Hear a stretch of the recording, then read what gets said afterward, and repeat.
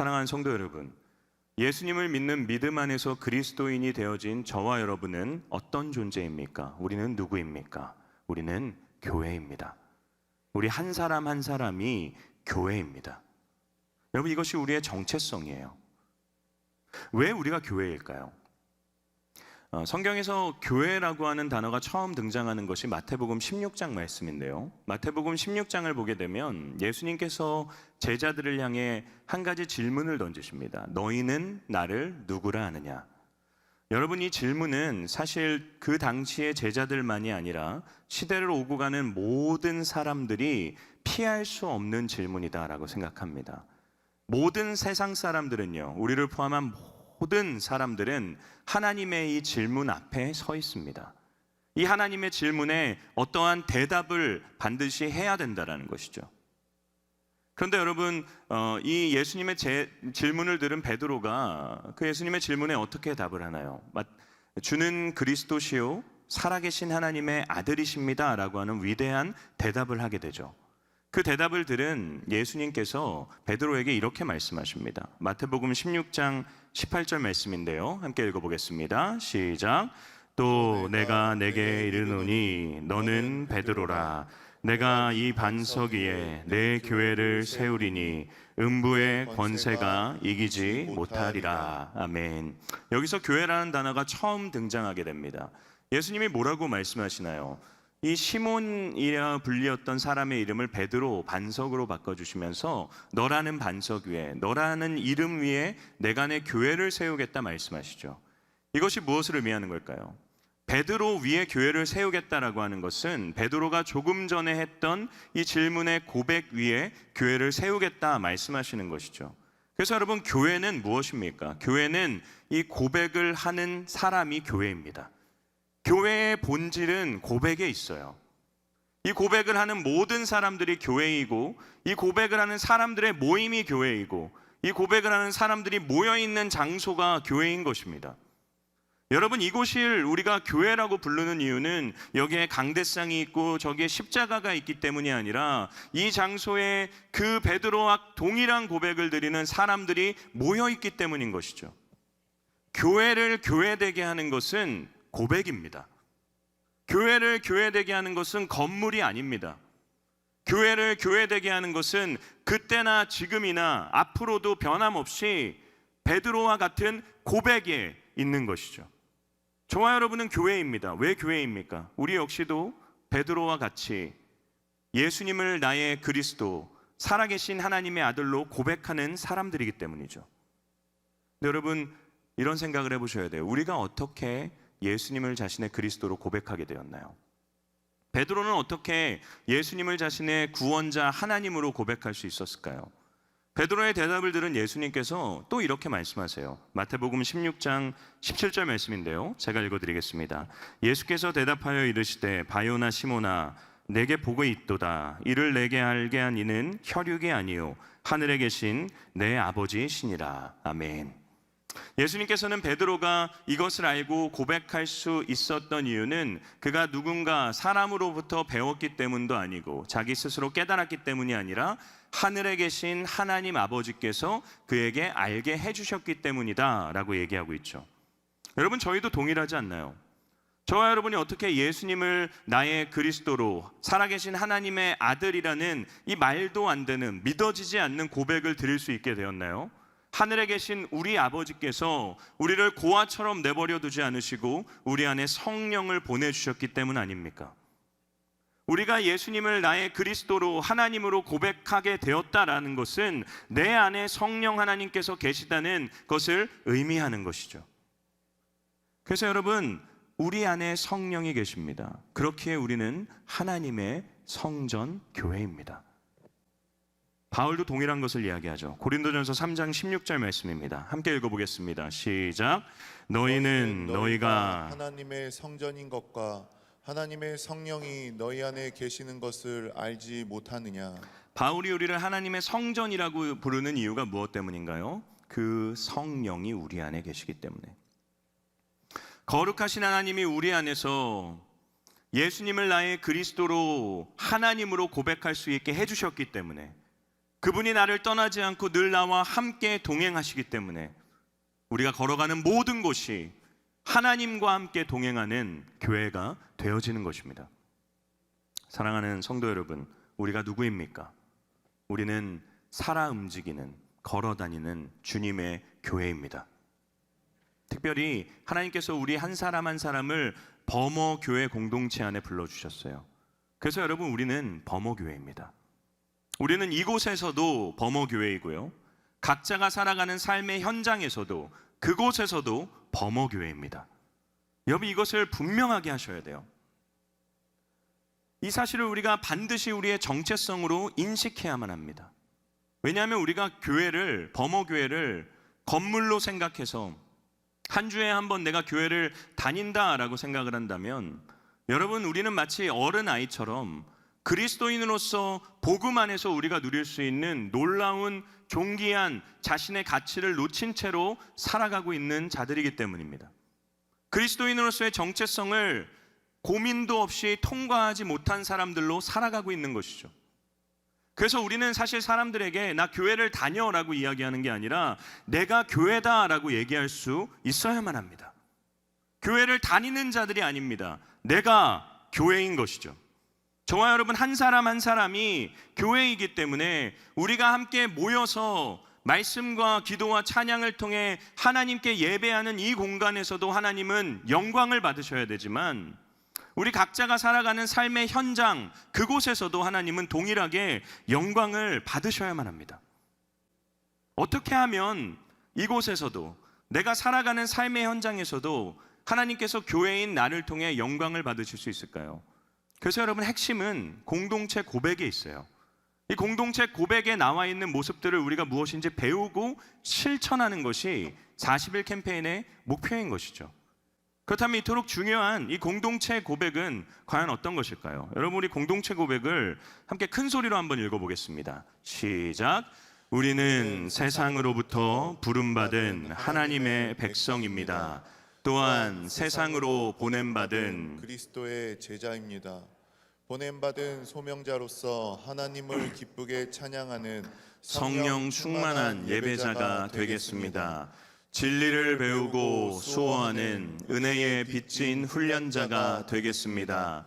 땅끝까지 복음을 전파하는 전도자가 되겠습니다.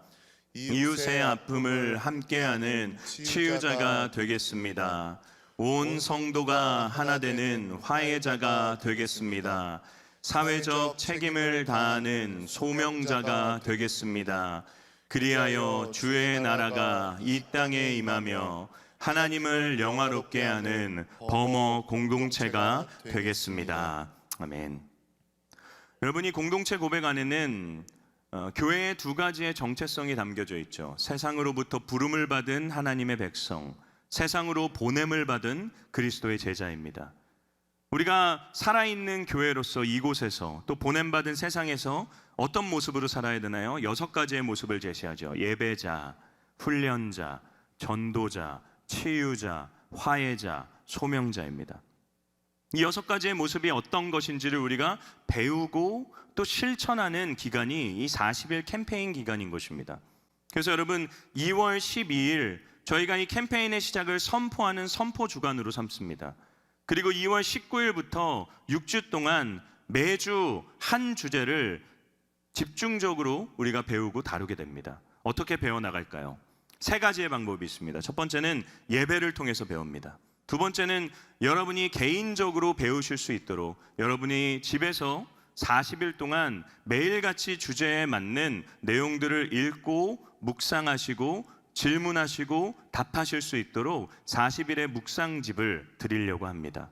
또한 그 묵상집의 내용들을 요약하고 있는 유튜브 영상을 만들어서 유튜브 쇼츠로 40일 동안 매일 제공해 드리려고 해요. 그래서 개인적으로 속으로 묵상집을 읽으시면서 그 주제에 대해 배워나가는 시간을 가지시는 거죠.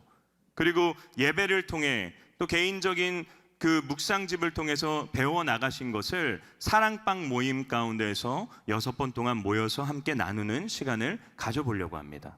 이렇게 40일 동안 우리가 교회로서 살아 움직이는 걸어 다니는 교회로서의 모습이 무엇인지를 배우고 실천하며 나아갈 때 여러분 저는 우리 교회가 이곳에서도 그곳에서도 하나님을 영화롭게 하는 교회가 될 줄을 믿습니다. 여러분 기대감을 가져주십시오.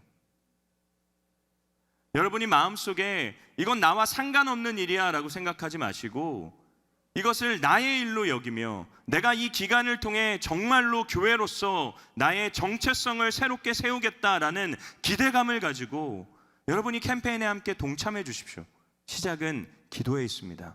시작은 늘 기도에 있어요. 여러분 40일 캠페인을 위해서 이제 전 교회가 릴레이 기도를 시작하려고 합니다. 엘리베이터에 그 순서가 표시되어 있어요. 자신이 언제 기도하셔야 되는지를 잘 체크하셔서 그 시간에 여러분이 있는 그 장소에서 함께 기도해 주십시오. 기도하고 기대하고 또한 동참하면 하나님께서 이 40일의 기간을 통해 우리 교회를 더욱 새롭게 세워주실 줄을 믿습니다. 그 일에 쓰임받는 저와 여러분 될 수 있기를 주님의 이름으로 축원합니다. 그래서 여러분 오늘은 첫 번째 시간이에요. 공동체 고백의 그 첫 문장을 저희가 함께 다뤄보려고 합니다. 첫 문장이 무엇입니까? 우리는 세상으로부터 부름받은 하나님의 백성입니다. 여러분 이 한 문장 속에 담겨져 있는 의미가 뭔지 아십니까? 우리가 하나님의 백성이 되기 전에 우리는 원래 세상에 속한 자였다라는 것입니다. 우리는 세상에 속해 있던 자였어요. 우리가 속해 있었던 세상은 어느 곳입니까? 그 모습을 잘 표현해 주는 것이 에베소서 2장 2절 말씀인데요. 우리 에베소서 2장 2절 말씀 큰 목소리로 읽어보겠습니다. 시작. 그때에 너희는 그 가운데서 행하여 이 세상 풍조를 따르고 공중의 권세 잡은 자를 따랐으니 곧 지금 불순종의 아들들 가운데서 역사하는 영이라. 사도 바울은 예수님을 믿기 전에 우리가 공중의 권세 잡은 자를 따랐던 자들이다라고 표현합니다. 공중의 권세 잡은 자 즉 사단을 따랐던 자다, 사단에 속해 있었던 자다라고 표현하고 있는 것이죠. 그게 우리가 세상에 있었던 자들이다라는 것의 의미입니다. 여러분 하나님은 모든 사람들을 두 부류로 구분하세요. 하나님께 속한 자, 사단에게 속한 자. 하나님께 속한 하나님의 백성이 되기 전에 저와 여러분은 사단에 속한 자였습니다. 세상에 속해 있던 자였어요. 사단의 지배를 받고 있던 자들이었습니다. 사단이 우리를 무엇으로 지배했나요? 죄로 지배했죠. 우리가 늘 짓는 죄, 그 죄의 책임으로 우리를 억압하고 지배했습니다. 우리가 죄를 짓는 것을 멈출 수 없기 때문에 우리는 사단으로부터 벗어날 수 없어 우리의 죄의 책임으로 끊임없이 사단에 끌려다니며 죄의 노예로 살고 있던 자들이었죠. 여러분 본문에 등장하는 이스라엘 백성들의 모습이 이와 동일합니다. 이스라엘 백성들이 어떤 상태였나요? 우리 6절 말씀을 다시 한번 읽어볼까요? 읽겠습니다. 시작. 그러므로 이스라엘 자손에게 말하기를 나는 여호와라 내가 애굽 사람의 무거운 짐 밑에서 너희를 빼내며 그들의 노역에서 너희를 건지며 편팔과 여러 큰 심판들로서 너희를 속량하여. 하나님께서는 이스라엘 백성들이 어떤 상태다라고 이야기하나요? 애굽의 노예였다라고 이야기합니다. 애굽 바로 왕의 노예로서 살아갔습니다. 그들은 그 애굽 바로 왕의 지배로부터 벗어날 수 있는 어떠한 희망도 소망도 없었어요. 그냥 애굽 바로 왕의 지배를 받으며 그의 억압을 받으며 하루하루 그 땅에서의 삶을 살다가 죽을 수밖에 없는 운명 가운데 놓여 있었던 것이, 죽을 수밖에 없는 존재였던 것이 하나님의 백성이 되기 전에 이스라엘의 정체성이었습니다. 그런데 여러분 그렇던 이스라엘이 어떻게 거룩하신 하나님의 백성이 될 수 있었나요? 그 이유를 설명하는 것이 본문 6절에서 8절 말씀인데요. 여러분 이 본문 말씀에서 저희가 주목해야 되는 한 단어는 내가, 나는이라는 단어입니다. 하나님께서는 끊임없이 나라는 것을 반복하세요. 제가 읽어드릴까요? 나는 여호와다. 내가 애굽의 노예였던 너희를 구원할 것이고 나의 팔을 펴서 너희를 속량할 것이고 너희를 나의 백성으로 삼고 나는 너희의 하나님이 될 것이고 나는 애굽 사람의 무거운 짐에서 너희를 빼낸 여호와이고 내가 아브라함과 이삭이 야곱에게 주기로 맹세한 땅으로 너희를 인도하고 그 땅을 줄 것이고 나는 여호와다. 여러분 하나님께서는 무려 8번이나 계속해서 나는, 내가를 강조하고 계십니다. 무엇을 알 수 있나요? 이스라엘 백성들, 애굽의 바로 왕의 노예로 살아가던 아무런 희망이 없던 그들이 거룩한 하나님의 백성이 될 수 있었던 이유는 그들의 노력과 그들의 열심에 있는 것이 아니라 나는이라고 선포하신 하나님의 노력과 열심으로 되어진 일이다라는 것이죠. 우리가 하나님의 백성이 되어진 것도 동일한 것입니다. 우리의 노력과 열심으로 되어진 것이 아니에요. 하나님의 열심과 노력으로 되어진 사건이다라는 것이죠. 여러분, 세상에서요, 부름을 받으려면 늘 자격과 조건이 필요합니다. 세상은 자격과 조건이 있는 사람들만 불러줘요. 제가 캐나다에서 6년 동안 있으면서 비자를 3번 신청해야 됐어요. 비자를 신청해 보신 분들은 아마 아실 건데요, 이게 정말 힘든 일입니다. 너무나도 괴로운 일이에요. 왜냐하면 비자를 발급받기 위해서는 내가 캐나다 땅에 머물 수 있는 사람이다라는 것을 증명하기 위한 자기 증명이 들어가야 되기 때문입니다. 여러 서류들, 끝도 없는 서류들을 준비해서 내가 이 땅에 거할 만한 사람이다라는 자격을 스스로 증명해내야 돼요. 그 서류들을 다 준비하고 모으는데 좋게 한 달은 걸립니다. 그리고 그렇게 모은 서류들을 가지고 이민국으로 가가지고 오랜 시간 줄을 서서 기다린 후에 서류를 제출했는데 서류 중에 하나가 부족하면 처음부터 다시 시작해야 돼요. 제가 처음부터 다시 시작하는데 정말 한국으로 그냥 돌아오고 싶더라고요. 그리고 다 자격을 통과하게 되면요, 비로소 캐나다 정부로부터 초청장이 와요. 인비테이션이 오게 됩니다. 이게 웃긴 거죠. 자격과 조건을 다 갖춰야지만 비로소 초대를 받게 되는 것입니다. 세상의 초대는 그런 거죠. 세상의 부름은 그런 것입니다. 너가 나에게 부름을 받고 싶다면 부름받을 만한 자격과 조건을 먼저 갖추라라고 이야기를 해요. 여러분, 우리가 세상으로부터 부름받은 하나님의 백성이 되어진 것에는요, 그런데 어떠한 자격과 조건도 없습니다. 우리가 하나님 앞에 하나님의 백성으로 부름받을 만한 자격과 조건을 갖춰야만 했다면 여기 있는 사람들 중 그 누구도 하나님의 백성의 자격을 갖추지 못했을 것입니다.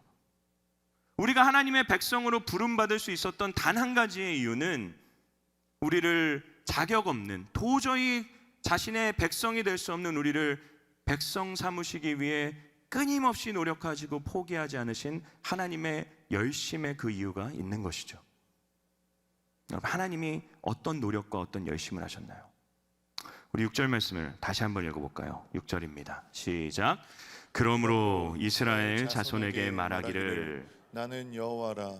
내가 애굽 사람의 무거운 짐 밑에서 너희를 빼내며 그들의 노역에서 너희를 건지며 편팔과 여러 큰 심판들로서 너희를 속량하여. 하나님께서는 이스라엘 백성들, 노예였던 그들을 자신의 백성으로 삼으시기 위해 편팔과 큰 심판들로 그들을 속량하겠다 말씀하세요.